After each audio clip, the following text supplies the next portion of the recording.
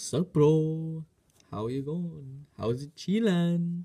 So, oh man, that was bad. I said like 3 different intros at once, man. So yeah, anyway, we're sitting in front of a calculator yet again, back at it, like maybe 10 minutes after the last one. But yeah, I think this is pretty cool, and I hope you guys like it too. Um, let's get right into it, bro. So today we're going to be doing variables. You know those thingies in math that you do, and you plug numbers into them to hold the value and stuff like that. It's exactly like that in these. So let's turn it on. We don't even need to go into a program yet. I'm just going to show you how to assign numbers to variables first, and then we can look at a real application of this. So let's pick a number. 65. How about that? So you put that number down. Now, how do you change that to, oh man, somebody just rode by or something. Okay, how do you change that and assign it to a variable? What you do is you press STO. If you look down here, STO, that one right there. Click it, click it, click it. Actually, not that many times, you don't need it that many times. You only need it once. And then after that, you just go alpha, and then close your eyes and pick one. Okay, there we go. So now, what that means is we set p, the variable p, to be 65. Now, one of the limitations of the calculator is that there are only, hold up, wait, no, I think 28, right? So there's 28 variables. So there's the alphabet, A, all the way down to Z. There is also theta. You can use that. That is the circle with a line through it. And if you go, I'm just going to delete that right now. Delete. And then if you go to the slingity-ding thing, you go second, and then you go catalog, bro. That's where all the fancy stuff is. Actually, no, just everything is. And then you hit log. Boop. Just like that, buddy. Oh, yeah. And you see there's the strange curvy N. Like, strange curvy N. You hit that. You can also use that as a variable. Now, places that you can use this, I'm going to go a little bit ahead. Oh, you can just hit enter. And then that N is 65. Places that you can use this is you can go, actually, yeah, okay. We're just going to do 50 sto alpha b, enter. All right, so that's that. And then we can now go alpha b plus 5 sto alpha b.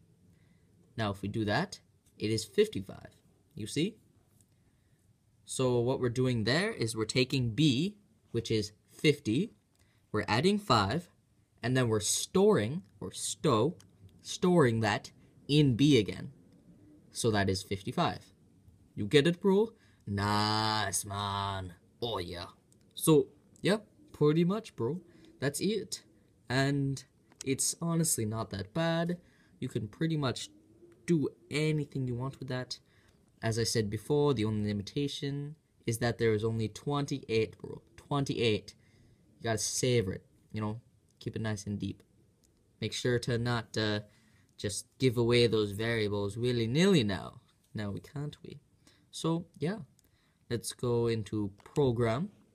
And I want to show you highway, because what this does is we're going down the highway, and we want to calculate how much time it'll take before we get to our final destination. And we want to figure that out. So I made this little program, and basically that's what it does. Some of this I haven't taught you guys yet, but one good way to learn is to just dive right in. So as we did on the last episode, you hit clear home to make sure that there's nothing in the way. Now this is setting 0 to D. Ooh, man, got a little munchkin stuck in there. Ooh. Okay. So yeah, this is setting 0 to D, which if you look farther down the line, D is how many hours are left. So now let's go back up. I think A is your speed, B is the miles left, and C is minutes left. So then this is the input. Basically what this looks like is whoever is using the program can type in whatever they want, input average speed, and assign it to A. That's how input is set up. Then you clear home to make sure that you can also do this. Oh no, I just hit it. Okay, so that you can also do this next one, which is input again, mile or exits left, set it to B, end quotes comma B, clear home. Then what we're doing is just simple math. B, which is miles left, so miles divided by speed, and we're storing that as our minutes left. Then we're doing minutes, or no, that's just some arbitrary thingy, and then we're turning them into minutes with this times 60. And then label, it's just there are labels, and then there's go to, which we'll see later, and label it. When you hit a go to, it goes back to the label. Here, I'll show you in a second. And then this right here is just testing if our minutes is greater than or equal to 60. If so, then we're adding 1 to hour, which is D, like hours. And then C, we're subtracting 60, because that's how many minutes are in an hour. You see this, go to L. That, when the command, oh no, I'm thinking Minecraft here. When the program gets to here, it goes back to a label.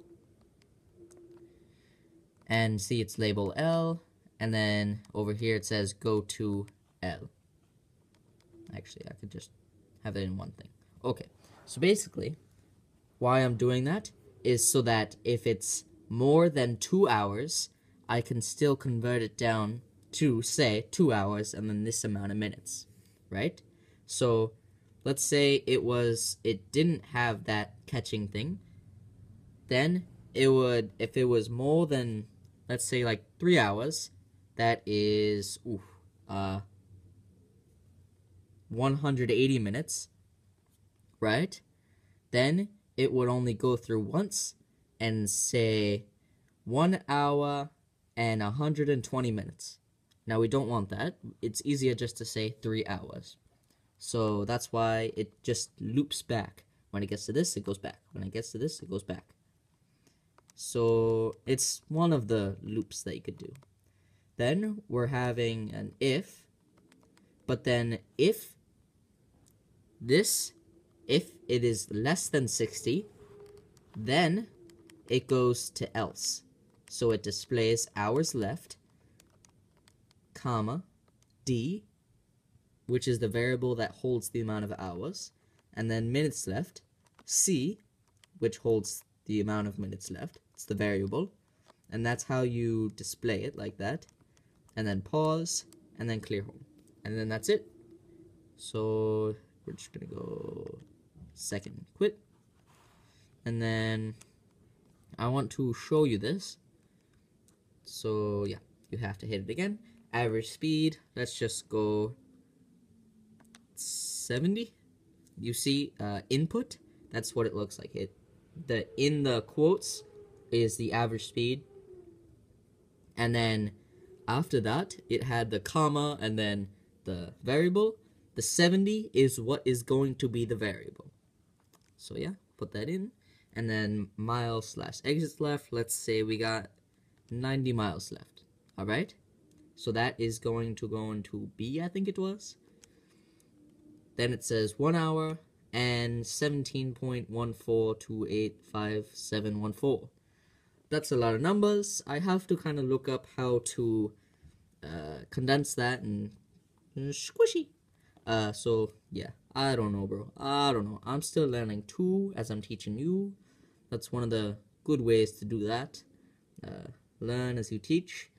You learn better, I guess. So yeah, done. That's it, bro. That is it. If you want me to go more in depth on how that works, you can watch the video back or maybe tell me in the comments below.